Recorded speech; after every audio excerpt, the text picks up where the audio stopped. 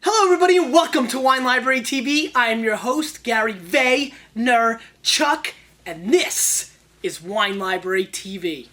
So here we are on Friday where we normally go laid back. We're going a little more formal on this Friday, mainly because I'm in Chicago right now and I can't sit on the couch on Thursday. It gives me bad, heebie-jeebie kind of feelings, so we're not going to do that. What we're going to do instead is go with a little bit more of a formal attire today.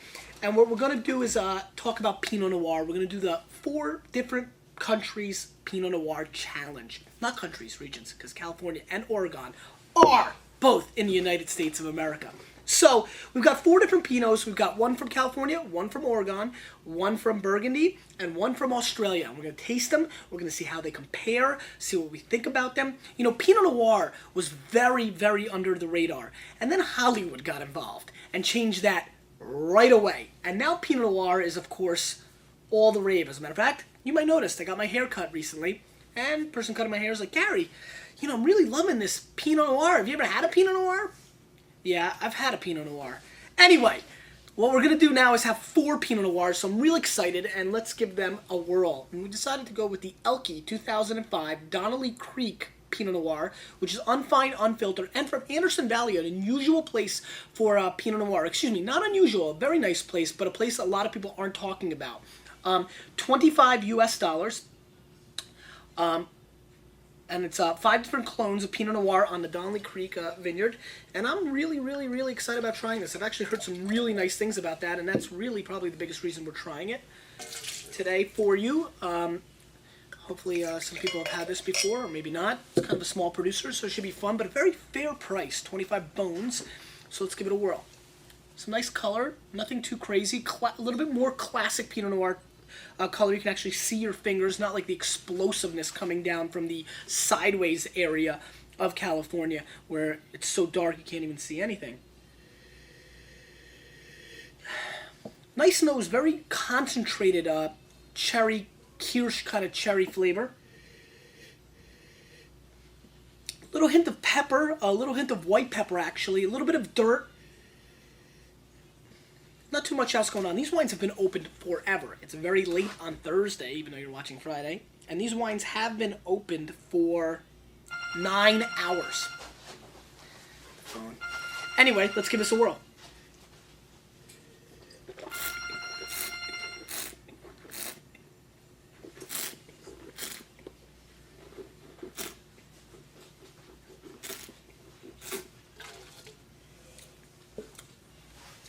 Wow. Talk about a left cross to your jaw when you didn't expect it. This is a much more powerful wine than I expected. Very concentrated, very dark, very, very classic Burgundian style, actually, but with a little more oomph than I'm used to from parts of Burgundy. Actually, this is a very complex Pinot Noir, and they're looking for me. What is it, Lizzie? I'm going to have to call her back. She's on IM. Can you just hit her up real quick? Really, really just a far more serious, complex version of Pinot Noir than I expected from this wine. Dark, rich chocolate aspects coming through. Dark chocolate on the finish.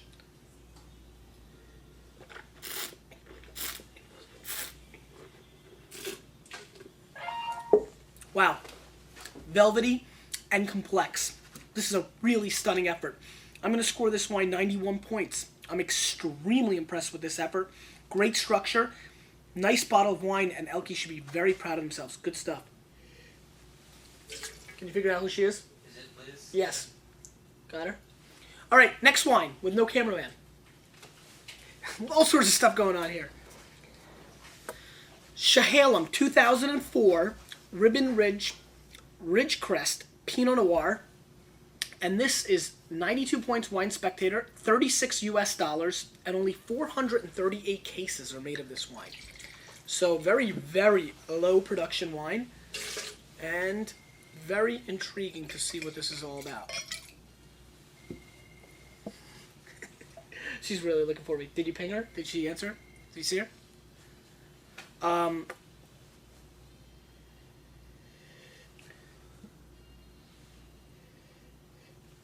This is by far the most over-peppered Pinot Noir I've smelled in the last year and a half, and I love it. Wow. This is an absolute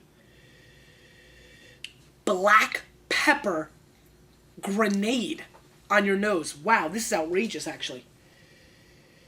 Whew, real spicy. Getting some dirt bombs underneath. Remember dirt bombs? You throw those are awesome. Getting a little bit of dirt bomb underneath, which is like, dried up mud in essence. And a little hint of blueberries also, blueberry jam coming through. This is very intense, but the pepper dominates everything. I mean, this is really harsh, freshly ground, true black pepper on the nose. Man, it's obvious.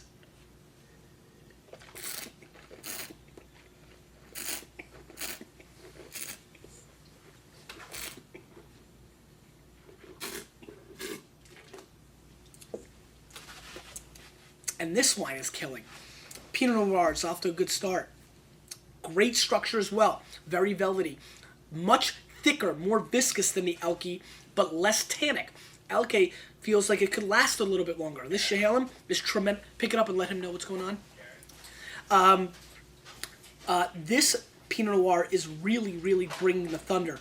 An enormous amount of black pepper in the flavor profile, on the finish, getting great plum flavor coming through as well on the finish. Very rounded, very explosive, very new world in its manner.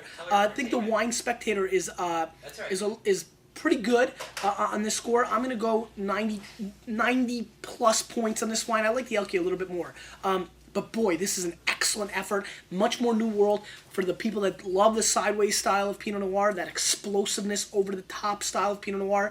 This is an absolute delight. There's some floral aspects going on in this.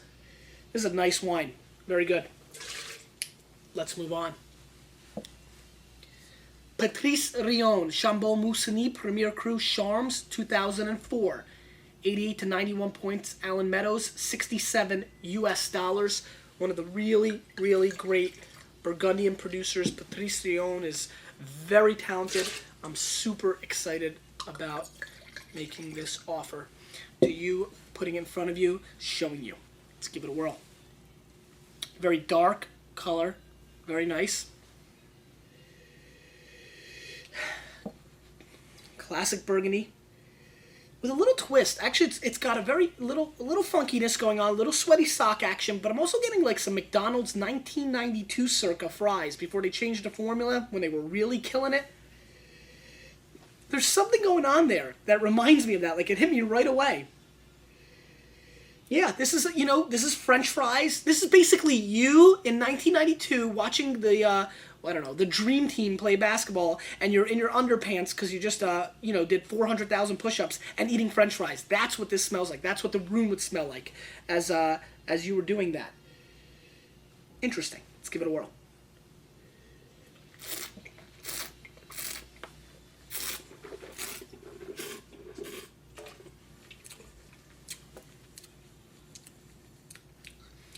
I'm getting a very intriguing, almost cabbage-like flavor on this wine. A little bit lighter than I'd like. It's a little bit hollow in the mid-palate also. It's creative. It's got some structure to it. It's got elegance and refinement that the other two don't. No doubt about it, and that's what you get a lot of times out of Burgundy. However, this effort falls a little short.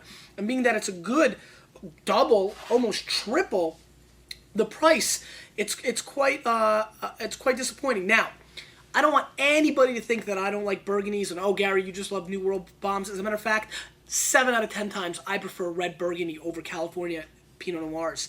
And Oregon too as well. So this effort is just not doing well. I'm going to score this wine 87 points. I find it hollow, short finish, disjointed. Just not the wine I was looking for or was hoping for. Let's move on. Yada Yering, 2004 Pinot Noir. And this is very interesting and a nice Bordeaux bottle. So, being a little tricky. $50 US, 92 points. Josh Reynolds, who writes for Stephen Tanzer's International Wine Cellar. Once again, I mentioned before, I just had dinner with Josh not too long ago and is a class act. Great dude. Let's give it a whirl. Nice color. Not bad at all. Little bit darker than some, but definitely can still see your fingers through the glass, which is always my Pinot Noir test. Makes me feel like it's a little more true Pinot Noir. Let's give this a whirl.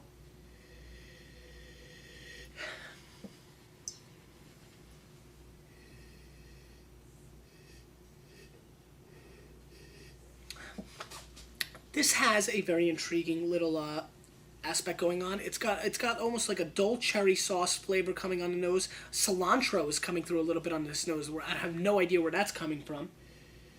But I'm getting that as well. Also like a Campbell's chicken soup broth nose coming through, mixed in with the cherries, with the dull cherry flavor and cilantro. If you can imagine that little combination. That's really what I'm getting out of this wine.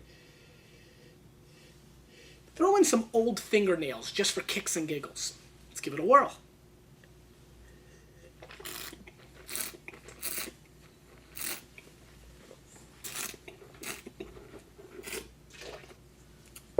$50 is a lot of money for an experiment, but if you want to try a wine that tastes nothing, goose egg, like it smells, you need to seek this wine out. This is outrageous. I mean, it smells very dirty and different and very old world. It tastes like new world. It's, you know, it's like, it's outrageous. It smells like Cyndi Lauper and it tastes like Christina Aguilera. You know, it just goes completely like old to new very quickly. God, that chicken broth is so obvious. It's so weird. Give it one more taste.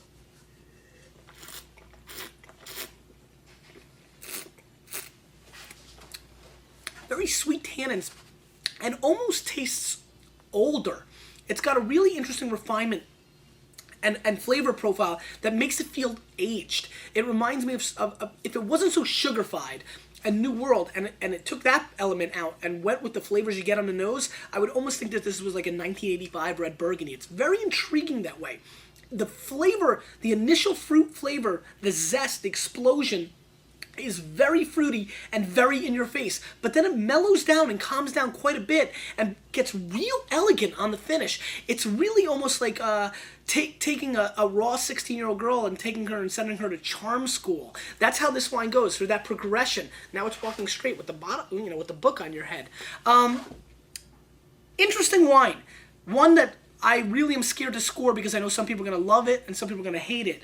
I'm going to score this wine 90 points. I think it's a very good effort. At 50 bones, I'm going to say it's a pass, but it's very intriguing. It has the potential to get better because that initial fruit blast, which is a little fake to me, just a hint fake, if that could mellow out and change a little bit, I think this wine can get very, very intriguing, very fast. It almost has, on the finish, as I'm talking, I still taste almost like a milk dud quality, a milk chocolate, raisin cup. Very interesting wine, very intriguing, perplexing, thought-provoking. Question of the day.